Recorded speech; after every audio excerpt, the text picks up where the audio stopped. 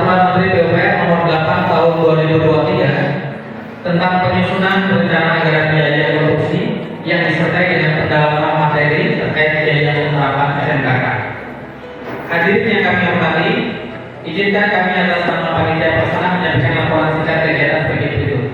Pertama, dasar pelaksanaan kegiatan ini adalah dokumen pelaksanaan program anggaran Dinas Pemberdayaan Umum dan Pengetahuan Kabupaten Garut tahun anggaran 2025, khususnya pada kegiatan pembinaan dan peningkatan kapasitas lembaga korupsi. Dua, tujuan kegiatan adalah untuk meningkatkan pemahaman para pelaku jasa korupsi terhadap penerapan sistem manajemen keselamatan korupsi serta penyusunan RAB yang sesuai dengan ketentuan terbaru dari Kementerian PUPR, sehingga seluruh pelaksanaan pekerjaan korupsi di Kabupaten Garut dapat berjalan dengan aman, tertib dan sesuai regulasi. Tiga, peserta kegiatan terdiri dari para pengelola kegiatan korupsi di seluruh dinas lingkup Pemda Kabupaten Garut dan perwakilan Badan Usaha Jasa Korupsi atau BUJK. Dalam hal ini adalah konsultan perencana atau pengawas di Kabupaten Garut dengan total undangan kurang lebih 100 orang, dan alhamdulillah sampai dengan sekarang yang hadir sudah lebih dari 60%. Waktu dan tempat pelaksanaan dilaksanakan pada hari ini Kamis tanggal 25 Oktober 2025 bertempat di ruang rapat Dinas Sosial Kabupaten Garut, dimulai dari sekarang sampai selesai. Susunan narasumber dan materi kegiatan adalah sebagai berikut. Pada sesi pertama akan disampaikan oleh narasumber dari Asosiasi Keselamatan Kesehatan Kerja dan Lingkungan atau AKKJ Jakarta dengan materi penyusunan rencana anggaran biaya RAB dan penerapan biaya sistem manajemen keselamatan korupsi atau SMKK. Pada sesi kedua kita akan mendengarkan narasumber dari BPJS Ketenagakerjaan dengan materi mengenai perlindungan jaminan sosial tenaga kerja korupsi sebagai bagian dari implementasi keselamatan kerja di sektor jasa korupsi. Sekaligus Pak Kadis mungkin nanti dari BPJS akan bisa menyampaikan update data terkini berapa persentase pendaftaran kepesertaan BPJS di masing-masing dinas instansi di lingkup Pemda Garut. Karena beberapa waktu yang lalu kami mewakili dari Pemda Garut hadir di rapat koordinasi sejauh barat bersama dengan Kementerian Dalam Negeri. Ini sangat ditekankan sekali dari Kementerian Dalam Negeri untuk kepatuhan setiap daerah akan kepesertaan BPJS dan khususnya sektor konstruksi yang bersumber dari anggaran pemerintah. Harapan kami melalui kegiatan ini seluruh peserta dapat memperoleh pemahaman komprehensif tentang penerapan regulasi terbaru dan kewajiban keselamatan korupsi sehingga dapat meningkatkan profesionalisme, efisiensi serta keselamatan kerja di seluruh kegiatan pembangunan di Kabupaten Garut. Kami mengucapkan terima kasih yang sebesar-besarnya pada seluruh pihak yang telah mendukung penyelenggaraan acara ini, dari Dinas Sosial atas keuangannya, kemudian dari BPJS Ketenagakerjaan dan tentunya dari AKKJ. Semoga kegiatan ini membawa manfaat bagi peningkatan mutu, keselamatan dan keberlanjutan pembangunan korupsi di Kabupaten Garut. Dengan perkenan Bapak Kepala Dinas untuk dapat memberikan arahan serta membuka acara ini secara resmi. Demikian laporan yang bisa kami sampaikan. Wabillahi taufiq wal hidayah. Wassalamualaikum warahmatullahi wabarakatuh. Waalaikumsalam warahmatullahi wabarakatuh. Baik Bapak Ibu hadirin sekalian, kita tidak ingin kemudian pekerjaannya baik tapi kemudian risiko terhadap keselamatan maupun juga kesehatan kerja. Ini yang tentu saja maka perlu dilakukan sebuah sistem manajemen. Maka kalau kita berbicara tentang manajemen, tentu saja itu harus kita kelola dengan baik. Apa sih manajemen? Orang sering mengatakan bahwa manajemen adalah alat kelola. Ya. Bagaimana? Kalau manajemen orang sering mengartikan PPPP. Nah, manajemen apa sih manajemen itu? Manajemen adalah perencanaan, pelaksanaan, penilaian, pengawasan, akhirnya pengendalian. Itulah manajemen. Orang manajemen yang menyatakan juga manajemen is the one. Planning, organizing, operating, and controlling. Ya. Maka tentu saja kita bicara tentang sistem manajemen, apa yang perlu dilakukan ya oleh kita sebagai penyelenggara suatu pekerjaan konstruksi. Tentu saja harus dimulai dari sisi aspek perencanaan. Bagaimana kita memilih keselamatan saudara ini? Bagaimana risiko itu harus kita pahami. Apalagi menyangkut tentang pekerja, menyangkut orang, gitu ya. Kita tidak ingin kemudian waktu kita, energi kita, ya, uang kita habis, misalkan dengan adanya kecelakaan kerja, kalau sudah terjadi, begitu ya, itu akan sangat berpengaruh terhadap pelaksanaan pekerjaan secara umum. Ini tiba-tiba ada yang kecelakaan, ada yang kemudian kesakitan karena pekerjaan konstruksi. Menurut saya jadi mengganggu waktu pelaksanaan proyek, mungkin juga keluar biaya, begitu ya. Menurut saya kita harus efektif, efisien.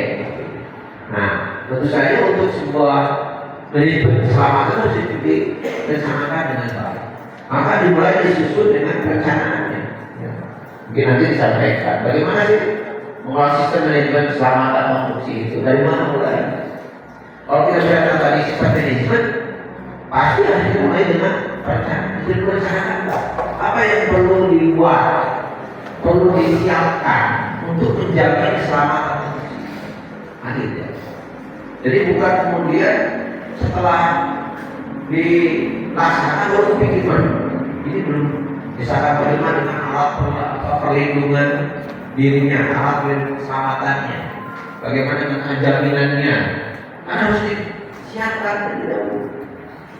Bagaimana kita bisa membangun suatu sistem manajemen keselamatan konstruksi kalau kita tidak membuat diawali dengan perencanaan yang baik. Setelah kemudian perencanaan, tentu saja kita kemudian lakukan langkah-langkah berikutnya adalah bagaimana kemudian sisi implementasi tadi. Kalau bicara manajemen, planning, organizing, aquatic, controlling, ya apa yang perlu dipersiapkan dengan sumber daya? Kalau kita sisikan organizing, apa tadi untuk menciptakan keselamatan itu apa? Oh, bisa kita dengan BPJS, dengan kerjaan, untuk asuransinya, kita dengan ini segala macam. Mungkin ada pengawas keselamatan kerjanya, dan sebagainya. Baru kemudian kita mengimplementasi pelaksanaan langkah-langkahnya seperti apa. Oh, bahwa setiap pegawai yang berada di lingkungan proyek konstruksi wajib menggunakan alat pelindungan. Target harus tidak selesai, harus baik dan sebagainya. Ataupun juga karena hal yang lain. Nah disinilah kemudian kenapa kita berharap oleh sosialisasi ini bisa dipahami oleh seluruh pihak, termasuk juga oleh perangkat daerah. Bagaimana menyiapkan tadi perencanaan yang baik? Apa sih yang perlu disiapkan di dalam rencana kerja, termasuk rencana anggarannya? Ya. Apakah ini sudah termasuk enggak untuk perlindungan keselamatannya? Jadi jangan sampai kemudian kita membuat rencana kerja tapi untuk menjamin keselamatan tidak ada, begitu ya. Nah ini pun juga termasuk di konsultannya, termasuk juga para pelaksana, apa sudah siap enggak, gitu ya. Nah inilah bentuk kolaborasi, bentuk sinergitas, semua juga bersama-sama. Bahwa yang namanya sistem manajemen keselamatan kerja atau sistem konstruksi itu juga harus menjadi suatu bagian yang tidak terpisahkan dari pelaksanaan pekerjaan konstruksi. Kedepan kita tidak ingin atau tidak berharap bahwa masih ada pekerjaan-pekerjaan konstruksi yang tidak terlindungi oleh asuransi. Ya. Karena ini adalah sebuah jaminan, assurance, begitu ya. bahwa setiap yang bekerja itu wajib terlindungi dengan baik. Kita menjamin apapun. Resiko itu harus kita kendalikan dengan baik. Suatu proses manajemen yang baik, kita bisa mengendalikan setiap potensi resiko apapun, sekecil apapun.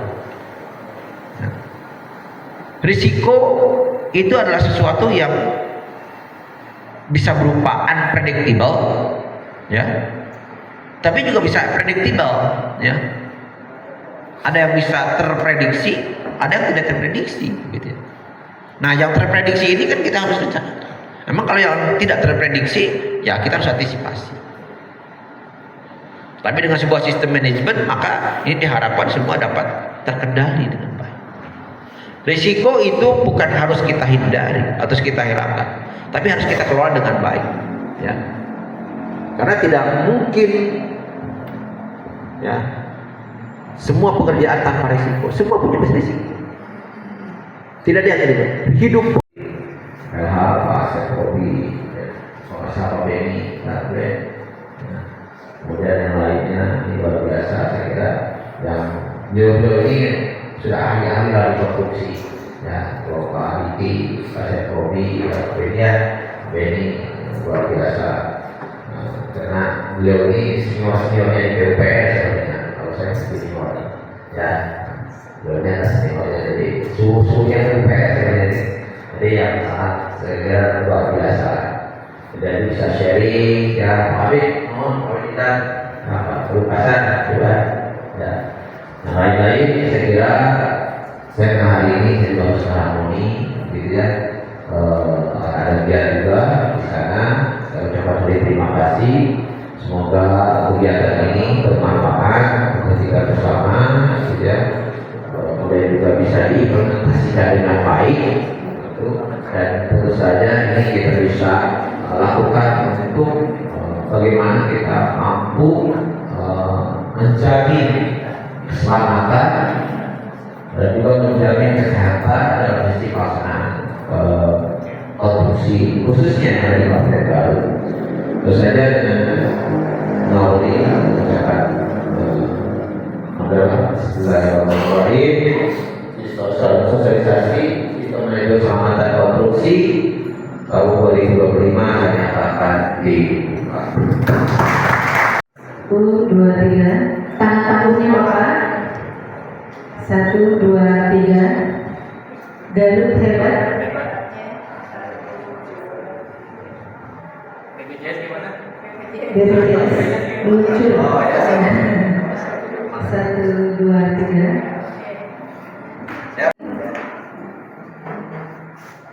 Tangan tangguhnya Bapak semuanya, Bapak Ibu semuanya. 1, 2, 3. Garut hebat. Saranio. 1, 2, 3. Tangan lucu Bapak. Nah, BPJS-nya. 1, 2. المفتح علينا بمغفرة العلم واستهل لنا عدوك بك يا ارحم الراحمين.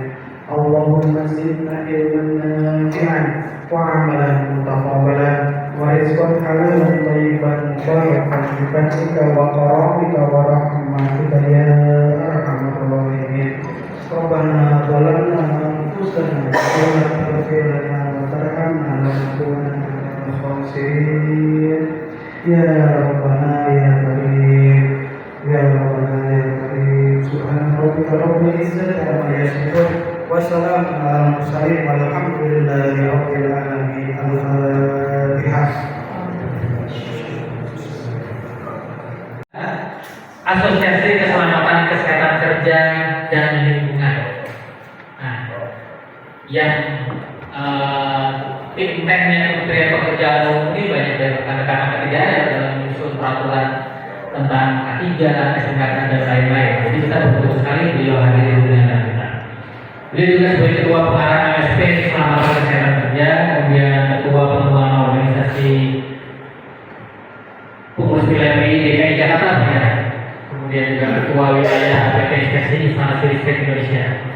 Wah, kalau sebutkan satu-satu ininya luar biasa banyak ini, nanti bisa dibaca sendiri. Dan seperti yang saya katakan tadi, tidak heran beliau punya buku. Jadi tulisan ilmiah tentang keselamatan konstruksi dalam pembangunan infrastruktur Indonesia. Kemudian buku satu petugas K3 konstruksi dan buku kompendium tanah Jawa K3. Ini luar biasa. Ini kitab sucinya K3 Pak sebenarnya. Ini Bapak sebagian yang menulis. Oke Bapak Ibu sekalian, kita tidak berpanjang lebar. Sekarang saatnya kita menyimak dengan baik apa yang akan disampaikan beliau.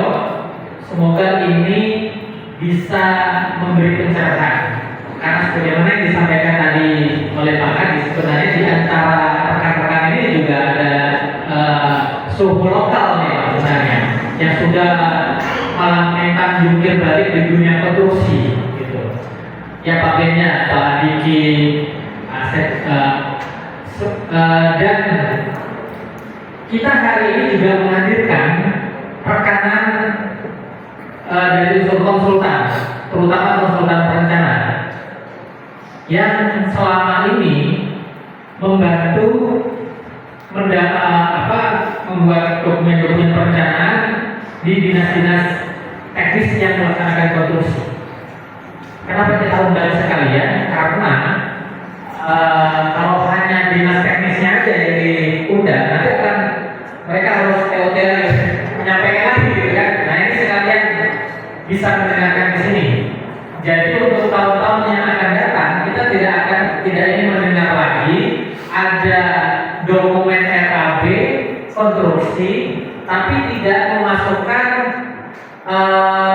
item tentang SMKK yang 9 poin itu Pak. Dan kesalahan-kesalahan lain yang harusnya tidak perlu. Walaupun sebenarnya banyak panduan dari kementerian yang berupa permen dan lain-lain. Nah, inilah saatnya kita mendengarkan langsung apa-apa yang penting untuk kita laksanakan di sisa tahun anggaran ini kalau memungkinkan, dan tentunya dalam menyusun perencanaan di tahun-tahun yang akan datang.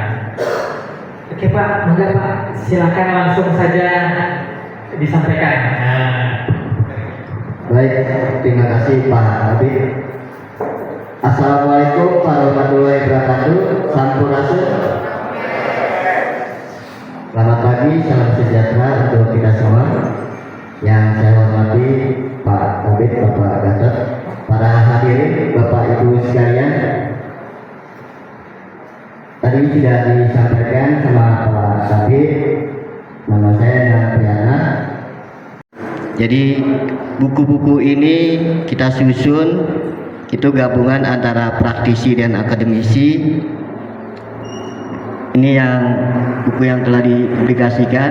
Nomor 1 itu seluruh mahasiswa di Indonesia. Jadi perguruan tinggi seluruh Indonesia baik swasta maupun negeri.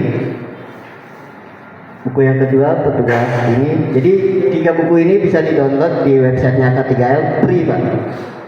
Jadi free, kita tidak memungut bayaran. Silakan, karena kita memang dedikasikan ilmu ini bermanfaat untuk orang lain. Dan izin kalau boleh saya sampaikan juga, saya menyusun standar SKKRI. Jadi standar kompetensi untuk nomor 1 dan 2 juga sudah keluar. Nomor 3 ini alat berat. Jadi sekarang operator alat berat di bidang konstruksi sama seperti surat yang tadi.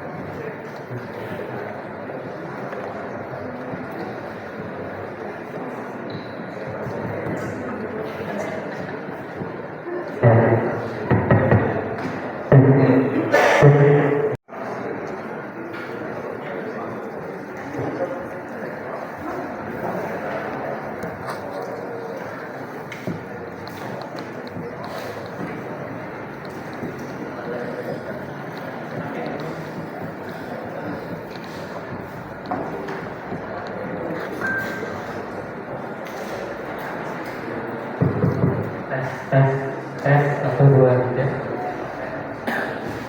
Tes. Kurang nyari.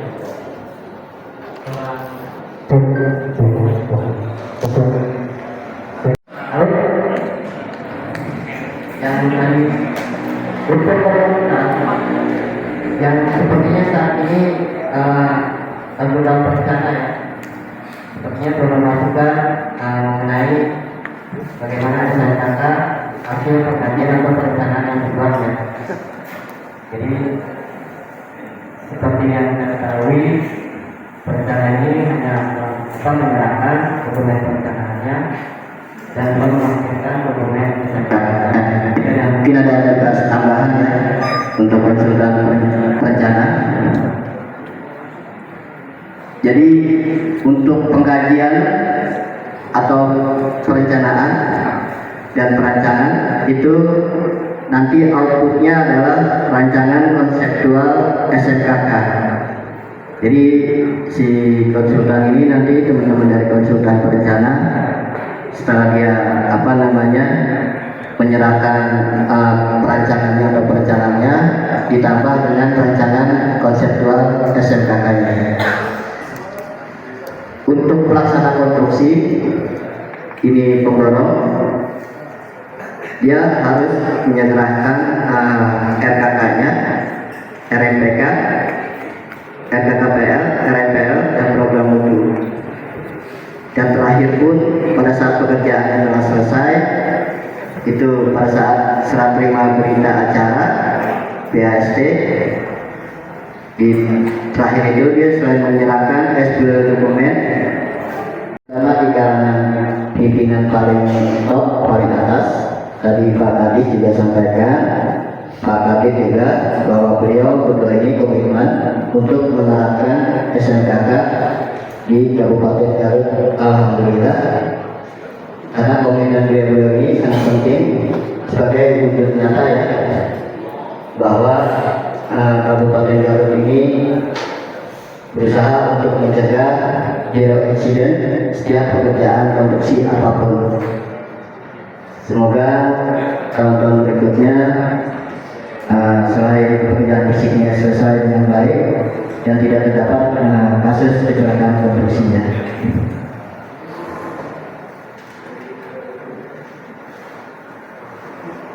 Dua semangat. Semangat unik segar rasanya. Mari terapkan safety ketiganya supaya tercipta keselamatan kerja. Ada teman-teman konsultan yang hadir di sini bukan yang biasanya mengurusi kaitannya dengan SNKK. Mungkin bagian desain atau estimator atau apa gitu ya. Tapi karena sudah berada di sini ya mau harus ada oleh-oleh yang dibawa pulang untuk dilaporkan kepada pimpinan. Jadi pimpinan kita masing-masing ketika bertanya apa tadi yang disampaikan oleh PUPR maupun narasumbernya, upayakan kita bisa menjelaskan sedetail-detailnya sepemahaman kita untuk jadi bahan bagi ke depan ketika menyusun suatu produk perencanaan kalau dilakukan. Benar-benar aturan yang sudah digariskan oleh Kementerian PUPR itu bisa diterapkan. Dan bagi rekan-rekan yang di dinas instansi ini juga bisa memengaruhi sistem pendukung keputusan di internal kita. Pimpinan bisa mengusulkan alokasi di dalam setiap proyek itu sudah termasuk misalnya SNK. Dan kalau memang pemahamannya masih kurang, apakah perlu harus beberapa personel kita di dinas maupun di konsultan itu harus mengikuti pelatihan khusus tentang SNKK atau tentang K3 ya. Jadi nanti ada beberapa level, ada ahli, ada terampil. Jadi kalau di konsultan harusnya ada ahli minimal ahli muda kaitannya dengan K3 tadi, supaya hal-hal seperti ini bisa apa istilahnya mewarnai dokumen perencanaan kita, mewarnai perencanaan-perencanaan yang ada di dinas kita. Jangan nanti kita baru BPJS saja sudah tidak terpenuhi. Ini kebetulan kita mengundang BPJS di sini. Nanti ada gilirannya Pak Olia dari BPJS itu bicara. Padahal BPJS itu hanya sebagian, bukan sebagian kecil, hanya bagian dari SMKK sebagai perlindungan jaminan terhadap tenaga kerja kita. Nah, sedangkan SMKK itu dalam arti luas, ya Pak ya, bukan hanya sekedar APD, APK, malah metodenya sudah. Metode kerja yang salah, walaupun kita pakai APD, bisa celaka, ya Pak ya. Nah, jadi SMKK itu dimulai dari perencanaan yang baik, dari perancangan desain konstruksinya sudah mempertimbangkan aspek keselamatan. Makanya kita bisa menentukan ini resiko rendah, sedang atau tinggi, karena itu hasil dari rekomendasi konsultan. Kecuali yang swaklola, ada timnya dari internal dinas untuk menentukan bahwa ini berisiko rendah, sehingga RAB-nya seperti ini yang sudah dibagikan gratis tadi. Nah, ini nanti kalau yang resiko menengah dan resiko tinggi harusnya tim konsultan yang lebih ini qualified untuk menyusunnya ya. Itu kira-kira seperti itu. Dan sekarang kami memberi kesempatan kepada Bapak Ibu yang hadir di sini untuk boleh misalnya tidak harus pertanyaan, mungkin berharap ke depan SMKK lebih bagaimana lagi misalnya, terserah. Jadi untuk kesempatan pertama kita buka 3 penanya, dari kanan 1, tengah 1, kiri 1. Silakan, tolong dibantu nanti mic-nya. Siapa dulu yang ingin bertanya? Silakan. Oke. Yang di bagian tengah ada? Ya, lebih. Sebelah sana? Sebelah kiri? Mungkin Pak Tatang kali dari Dinas Kesehatan. Karena banyak yang tidak tahu bedanya loh Pak. BPJS Naker sama kesehatan aja nggak bisa bedain orang konstruksi ini. Nah, itu nah. Tapi nanti itu urusan BPJS tenaga kerja ya. Dari kiri nggak ada? Kalau nggak ada mungkin dari tengah sama kanan lagi mungkin bisa tambah 1. Ya, kalau nggak ada sementara kita beri kesempatan dulu pada penanya. Silakan sebutkan namanya Pak, dari instansi atau perusahaan apa? Baik, terima kasih atas kesempatannya. Perkenalkan, nama saya Fik dari konsultan Sakti Ujira. Ada 2 pertanyaan. Pertama, kalau yang saya tahu dulu itu ada istilah SMK 3 Pak. Kalau sekarang jadi SMK. Terus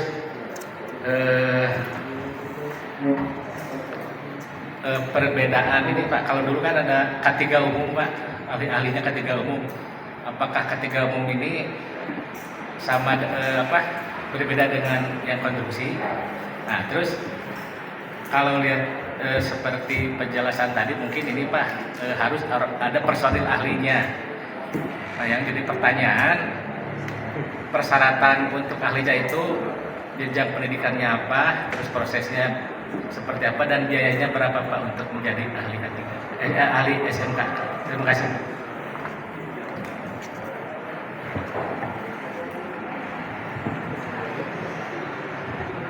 Baik, terima kasih Pak. Saya Eka dari bidang HR dan sektor konstruksi.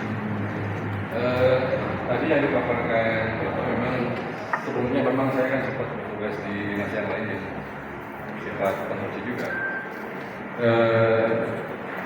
Saya lihat memang umum dilakukan. Nah, yang ingin saya tanyakan di BPD sendiri memang kita punya 3 fase, Pak. Ada fase pra, ada fase darurat, dan ada fase pasca pemulihan. Di fase pasca, di fase pra sama pasca, mungkin konsep manajemen keselamatan konstruksi ini bisa dilakukan karena berlaku reguler. Tapi di dalam fase darurat yang mungkin waktunya hanya sebentar dan seringkali dibiayai dengan DTT, gitu ya. Meskipun di sana tetap ada pekerjaan konstruksi, Pak. ada pekerjaan paling tidak untuk pemulihan sarana vital. Ada sanitasi, mungkin atau jalan putus, atau mungkin pekerjaan-pekerjaan konstruksi yang sifatnya pelayanan publik ya. Nah itu apakah saya belum melihat tadi, atau mungkin saya tidak melihat, apakah ada perlakuan khusus pada saat masa darurat? Itu aja sih pertanyaan saya. Baik, terima kasih.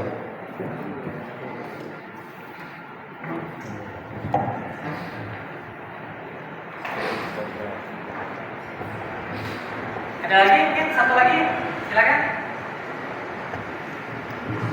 Pak Beni.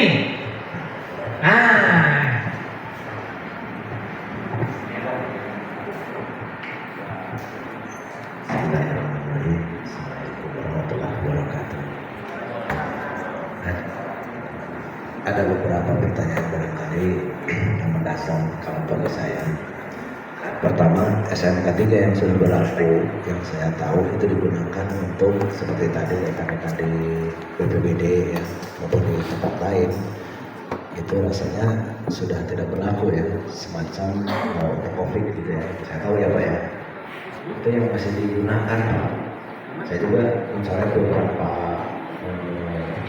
karena kami dari tim KPD harus mengambil langkah untuk penyederhanaan untuk misalnya alat atau misalnya alat itu Pak yang kita bangun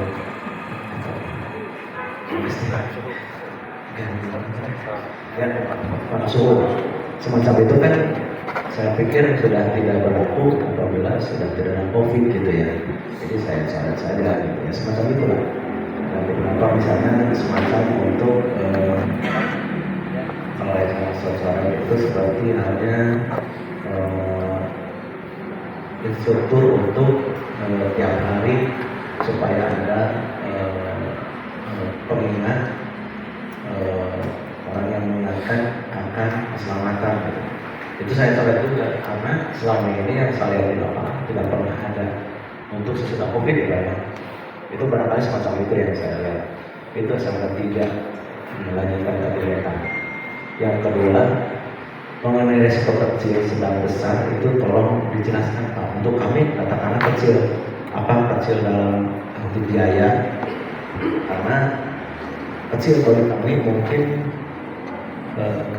lebih kecil daripada proyek-proyek APBN gitu ya. Kalau saya lihat tadi SMK ini, menurut saya pribadi itu lebih cocok untuk proyek-proyek APBN misalnya Pak yang tinggi gitu ya. Tapi kalau memang ada resiko kecil yang benturan dengan biaya, ya saya pikir juga barangkali Bapak lebih mengetahui penjelasannya.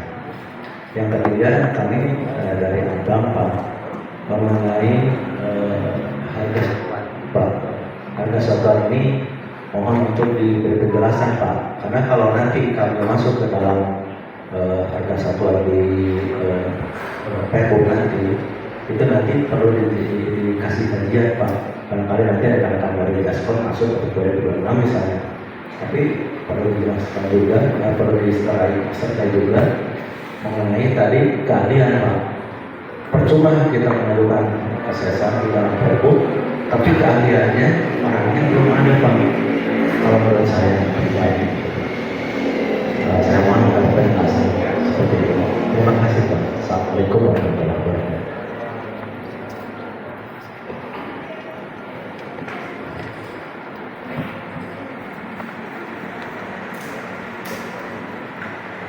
Baik, terima kasih.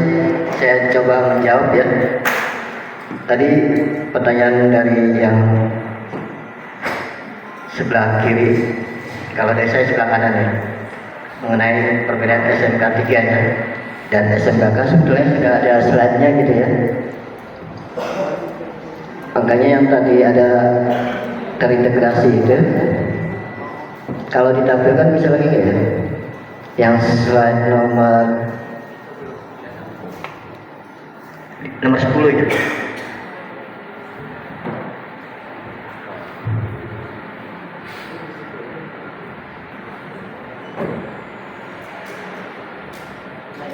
Ini Nah ini mungkin ini Pak, supaya kita lebih gampang memahami atau mencermati perbedaan antara SMK 3 dan SMK K. Tadi sudah saya sampaikan bahwa SMK K ini sebagai sistem manajemen yang terintegrasi. Jadi saking terintegrasinya itu ada 4 sistem yang include di dalamnya Pak, yang masuk di dalamnya. Ada SMK 3, ada program modul atau sistem manajemen modulnya Pak. Terus ada sistem manajemen lingkungan dan ada sistem manajemen lalu lintas. Jadi SMK ini sebenarnya satu sistem manajemen yang sangat komplit lengkap gitu ya. Karena 4 sistem ini ada di dalamnya. Nah, itu perbedaan antara SMK 3 dan SMK K. Lalu bagaimana dengan kerja umum dan kerja konstruksi ya. Berarti kan ini ada kerjanya ya Pak. Maksudnya dari tenaga ahlinya. Saya juga pernah ikut pelatihan kerja umum Pak. Walaupun sebetulnya tidak dipakai untuk usaha manapun, karena saya cuma mau ilmunya aja gitu kan. Jadi kerja umum ini memang dasar hukumnya acuannya dari Kemenaker, dari PP 50 itu, PP kebijakan itu. Kalau pembinaan teknis ini, karena di Undang-Undang Nomor 1 Tahun 2020 itu setiap pembinaan teknis itu kan beda-beda Pak. Memang ranahnya Kementerian Tenaga Kerja, tapi ada pembinaan teknis. Kalau di tambang misalkan SDM, distribut SDM gitu kan. Kalau konstruksi ya PTU gitu. Jadi untuk ketiga teknisnya diserahkan ke masing-masing pembinaan teknis. Nah, untuk konstruksi ini itu Kementerian PU sudah mengatur regulasinya. Kalau tenaga kerja yang bekerja di sektor konstruksi di Undang-Undang Nomor 2 Tahun 2017 Pasal 70, kalau tidak salah, setiap tenaga kerja konstruksi itu wajib bersertifikat SKK. Nah, jadi itu di Undang-Undang sudah jelas SKK namanya. Nah, kalau SKK ini skemanya ketiga konstruksi. Jadi kalau kita bermain di infrastruktur atau konstruksi di TPU-an, pasti yang dipersyaratkan sama pengguna jasa ya, atau penyedia jasa itu pasti SKK ketiga konstruksi. Mungkin itu Pak. Dan untuk biayanya, biaya SKK ya kalau salah, itu sesuai peraturan Menteri PUPR Nomor 713 itu sudah seragam Pak. Jadi semua LSP di Indonesia itu biayanya seragam. Itu tidak boleh ditambah-tambah lagi. Kalau biayanya ditambah itu melanggar Pak. LSP-nya ya. Kalau LSP menambah biaya sertifikasi itu melanggar. Jadi macam-macam dari jenjang 1 sampai jenjang 9 ini jumlahnya memang beda-beda. Saya kasih contoh misalkan kalau Bapak tenaga muda untuk biaya sertifikasinya itu 1,5 juta sesuai permen. Mungkin itu.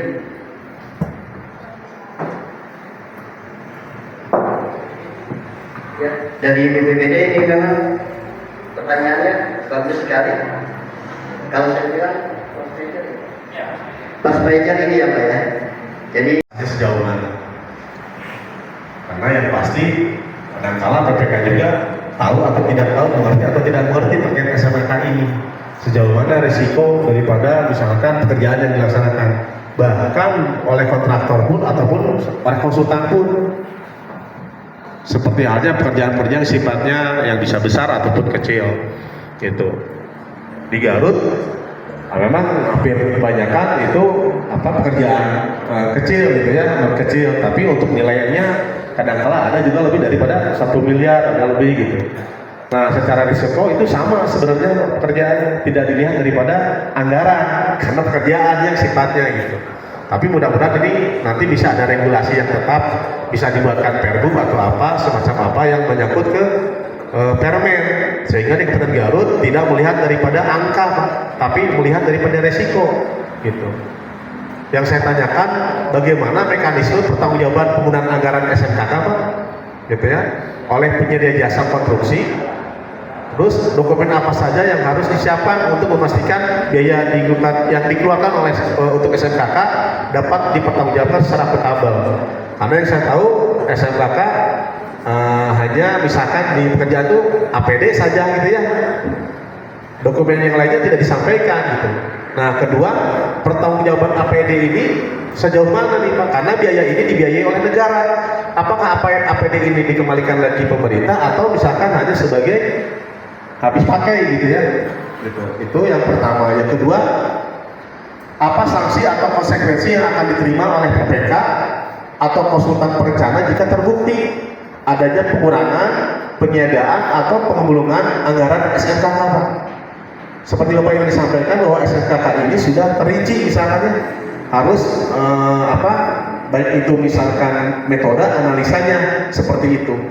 Tapi kadang-kala misalkan karena kita anggaran terbatas Pak, akhirnya dikesampingkan di SMKK sehingga yang dianggarkan misalnya ada pengurangan atau misalkan istilahnya peniadaan gitu ya. Hanya fokus misalkan ke plan proyek aja misalkan masuk ke SMK itu dengan helm atau misalkan akun yang lain. Mungkin itu saja Pak Abid. Terima kasih. Assalamualaikum warahmatullahi wabarakatuh. Oh satu lagi, kalau lihat SMKK hanya konstruksi, bagaimana untuk jasa konsultasi Pak? Apakah ada SMKK untuk jasa konsultasi gitu ya? Karena saya pikir ini hampir sama, baik untuk konsultasi perencana maupun untuk pengawasan Pak. Mungkin itu saja. Terima kasih. Assalamualaikum warahmatullahi wabarakatuh.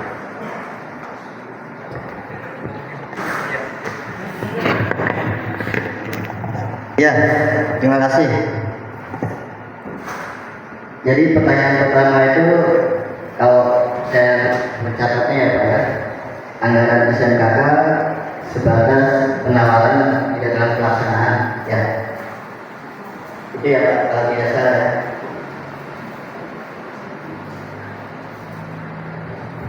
Jadi untuk salah satu persyaratan untuk memenangkan tender itu memang biaya SMKK wajib disertakan Pak, dilampirkan berapa jumlahnya oleh si penyedia jasa ya.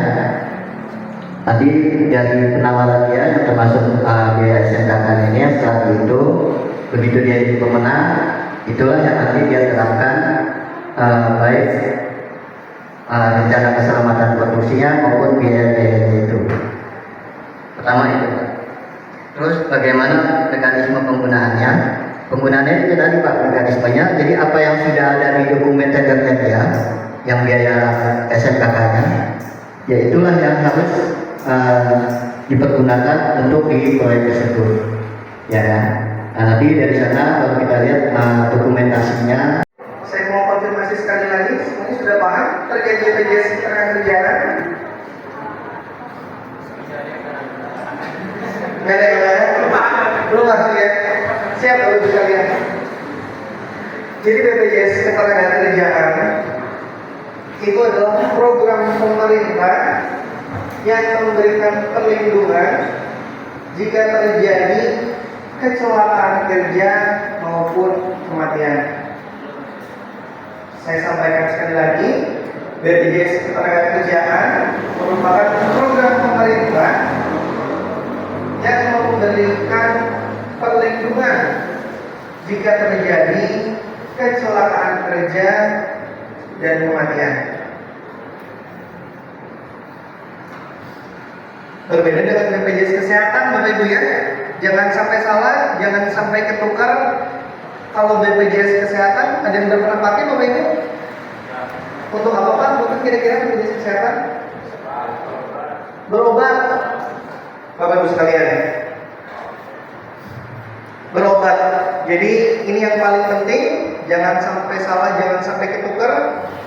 Kalau BPJS Kesehatan itu untuk berobat, Bapak Ibu sekalian. Kalau BPJS Ketenagakerjaan fungsinya memberikan santunan jika terjadi kecelakaan kerja maupun kematian. Pak Zamzam boleh dibuka link yang saya kirim, izin Bapak, link yang di WA.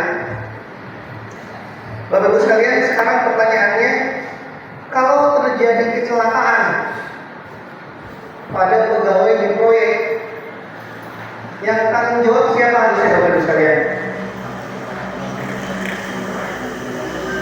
Siapa? Yang tanggung jawab siapa harusnya?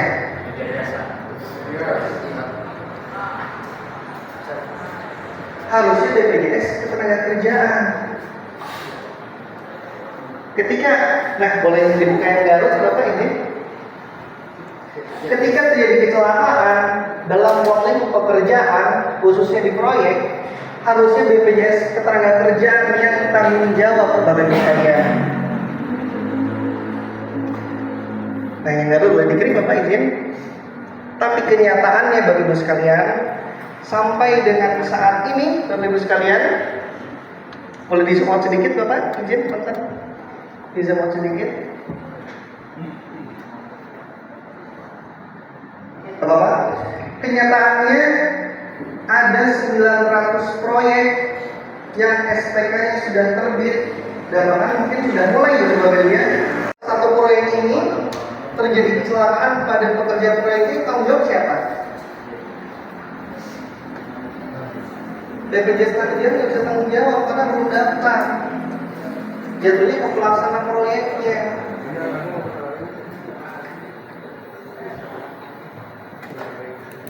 Kemarin ada kasus Bapak Ibu sekalian, ada salah satu pekerja proyek, ini kebetulan kejadian bukan di Garut, alhamdulillah.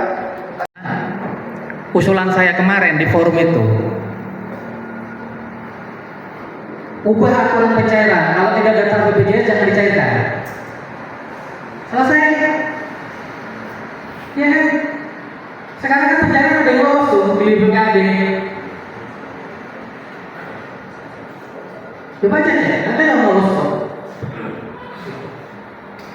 Andaikan Kementerian Dalam Negeri mengeluarkan aturan tidak boleh ada proses pencairan di daerah manapun yang menggunakan anggaran dari transfer pusat ke daerah tanpa disertai dengan dokumen pendaftaran BPJS. Selesai urusan. PPK tidurnya nyata. Dua, Kementerian Dalam Negeri harus bicara dengan Kementerian PU aturan tentang menyerahkan bukti pendaftaran itu pada saat PCM itu harusnya ditarik mundur ke belakang. Pada saat sebelum kontrak itu harusnya ditunjukkan. Selesai urusan. Jadi ketika berhadapan dengan pusat, saya memposisikan diri belain teman-teman yang pegang proyek. Tapi kalau saya ada posisi di sini pada Bapak Ibu sekalian, saya katakan badan itu BPJS. Nah itu upaya yang kami lakukan, bahwa Kementerian Pusat harus aware terhadap kita, itu permasalahan kita sebagai pengendali anggaran daerah itu apa sih gitu kan? Kenapa kita susah mengendalikan kontraktor gitu kan? Karena memang aturannya agak ngambang. Ada beberapa daerah yang sudah menerapkan aturan SSUK dan itu kalau nggak salah Cimahi dan mana itu diterapkan. Progresnya beda dikit sama Garut, mungkin 20%. Ya nanti kita tempuh juga. Saya setuju. Dan di kesempatan ini kebetulan ada Pak Kabak Akbar, Pak Beni, mohon difasilitasi. Kebetulan kan PLH Abang kan Kepala UKBPJ. Tolong difasilitasi di level sekda untuk kita bicara ini. Silakan UKBPJ undang atau Abang lah yang mengundang, terserah. Kami dipanggil dan beberapa dinas yang paling banyak proyeknya itu dipanggil. Jadi yang ahli-ahli kontrak itu bukan hanya ada di UKBPJ. Teman-teman yang biasa melaksanakan kontrak ini juga harus didengarkan pendapatnya. Redaksinya seperti apa supaya bisa mengikat itu tadi? Mengikatnya mutlak, tidak seperti daerah lain yang sudah membuat tapi tidak bisa laporan saya sebagai panitia, kemudian sambutan dan pembukaan resmi Pak Kadis, kemudian paparan dari Pamda, paparan dari Pak Ulia dari BPJS, dan diskusi interaktif yang kita laksanakan di sini. Banyak hal yang bisa jadi pembelajaran untuk perbaikan ke depan. Semua yang kita lalui sampai dengan saat ini, kondisi penerapan SMKK atau K3 dan juga mungkin realisasi kepesertaan BPJS itu ya begitulah apa adanya. ada beberapa catatan kekurangan di sana sini, dan itu menjadi tugas kita bersama, baik dari aparatur, dari dinas instansi yang hadir, kemudian dari rekan-rekan konsultan yang bersama dinasnya masing-masing dihadirkan di sini untuk bagaimana melangkah ke depan.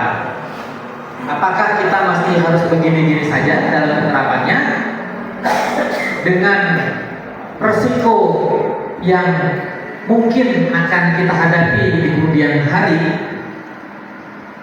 Resiko langsung adalah yang menimpa, potensial menimpa terhadap para pekerja konstruksi yang bersumber dari kegiatan yang kita kerjakan bersumber dari anggaran penanggulangan Garut, ataupun akses terhadap peristiwa yang kita tidak inginkan itu menimpa pada diri kita sebagai pengelola, entah kita sebagai pengawas lapangan, kita sebagai PPTK, PPK, KPA, PA, dan mungkin kami sebagai pembina jasa konstruksi di sini dalam arti luas, itu akan menimpa siapa saja. Nah, untuk itu pilihan ada di kita, mau berubah atau tidak. Mau kita keras terhadap kontraktor yang ada perjanjian kontraknya dengan kita, atau kita biasa-biasa saja dalam mengelola kegiatan kita sambil menunggu mudah-mudahan tidak terjadi apa-apa. Yaitu pilihannya ada di kita. Beberapa hasil diskusi ini menjadi catatan kami, sangat baik usulan-usulannya, bahwa kita tidak bisa hanya sekedar evaluasi, sekedar marah-marah kayak saya di depan sini, tetapi harus ada langkah-langkah konkret. Tadi saya terima dengan baik usulannya dari Pak Asep Robi, Pak Beni, Bu Ai, Pak Stan dari Sirkin, dan dari teman-teman konsultan yang mohon maaf satu persatu namanya tidak akan bisa kami sebut. Semua usulannya kita pertimbangkan untuk kita proses. Yang bisa kita langsung kerjakan, kita kerjakan. Yang butuh proses lebih lanjut, kita sampaikan ke pimpinan untuk diambil keputusan strategisnya ke depan untuk perbaikan dunia konstruksi di Kabupaten Garut. Kalau bukan kita, siapa lagi? Dan atas nama pimpinan Pak Kadis, kami mengucapkan sekali lagi terima kasih atas kehadirannya, atas apresiasi kegiatan ini, atas diskusi interaktifnya, usulan-usulannya, kritikannya juga, semuanya untuk kebaikan kita terima. Dan kami mohon maaf sebesar-besarnya bila dalam pelaksanaan kegiatan ini ataupun saya pribadi selaku moderator atau juga mungkin para narasumber ada perkataan yang tidak berkenan di hati Bapak Ibu sekalian. Kami hanya manusia biasa, yang baik-baik itu semua datangnya dari Allah, yang jelek-jelek itu mungkin dari kami. Mohon dimaafkan. Kira-kira demikian Bapak Ibu sekalian, dan karena sudah di penghujung acara, dengan mengucap hamdalah bersama-sama, alhamdulillahirabbil alamin, acara ini secara resmi kami tutup.